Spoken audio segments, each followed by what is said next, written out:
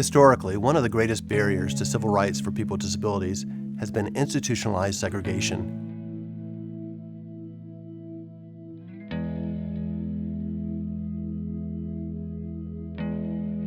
Even after passage of the Americans with Disabilities Act in 1990, segregation remained a pervasive problem. People continued to be isolated in institutions where they often had little or no access to society at large.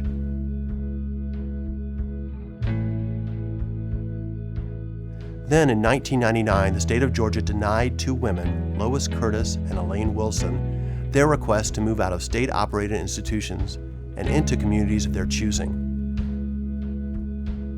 The women took their case all the way to the United States Supreme Court, where the final decision became known as Olmstead.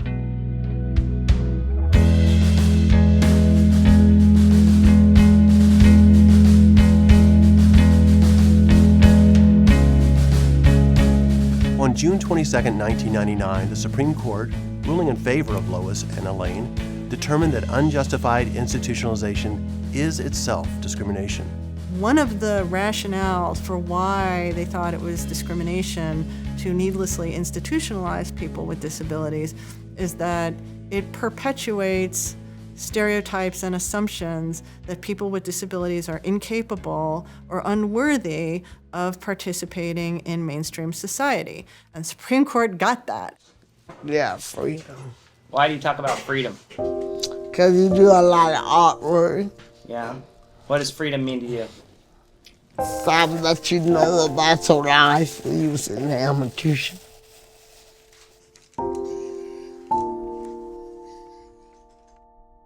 For many, the Olmstead decision became the Brown versus Board of Education for people with disabilities. Separate can never be equal, whether the segregation is by race, disability, or any other type of identity. You're going to show us around your home? Yeah, I'll show you my home. How do you like how long have you been there? I've been there 3 years. How do you like it? I like it all right. When Olmstead was decided, Illinois was one of the most institutionalized states in the country, ranking 50th in providing services in integrated settings to people with developmental disabilities. Why is it that other states have been able to move people out of institutions and let them live full lives in the community, and why has Illinois continued and persistently fought that national trend? Last year, on the 5th anniversary of the Olmstead decision, 13 disability rights organizations sent a letter to the governor, again reiterating our concerns about the lack of community integration services for people with Illinois and the continued institutionalization, and asked for a meeting with him to discuss this. We did not get a response to our letter. After 5 years of inaction from Springfield and an unresponsive governor's office, Equip for Equality partnered with Access Living and the ACLU of Illinois to file 3 class action lawsuits. The first case, called Ligas, was brought on behalf of people with developmental disabilities living in large facilities, along with people living at home desperately seeking to avoid institutionalization. I think I want to go up like mechanic. Change the tires, got a bike. I got save money for gas between power shower. How long have you lived here? 18 years. September 2nd. The second suit, called Williams, was brought on behalf of people with mental illness living in large facilities called institutions for mental disease. The institution I was at, the IMD, had no incentive in having me get better. They had every incentive, as long as I was there, not too much of a problem. They got paid $130 a day to have me there. If I got better, they would have to replace me. The third suit, called Colbert, was brought on behalf of people with mental illness and physical disabilities living in traditional nursing homes. I knew when I got there that I wasn't going to be able to do the things that I wanted to do, like go out, visit my family, friends, eat what I want, go where I want, and just do the normal things that I did before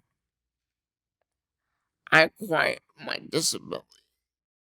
With support from pro bono attorneys at Denton's and Kirkland & Ellis, we negotiated consent decrees in all 3 cases that would systematically provide opportunities for thousands of people with disabilities to live in the community. In the 20 years since Olmstead, Illinois has seen many successes. Thanks to the 3 consent decrees, nearly 9,000 people with disabilities now live and receive services in the community. Additionally, Equip for Equality's Abuse Investigation Unit compelled Illinois to close 2 state-operated developmental centers, Lincoln and Howe, after uncovering systemic abuse, neglect, and rights violations. Today, the unit works with the state to monitor individuals transitioning from Illinois' remaining developmental centers into the community. But there is still a long way to go.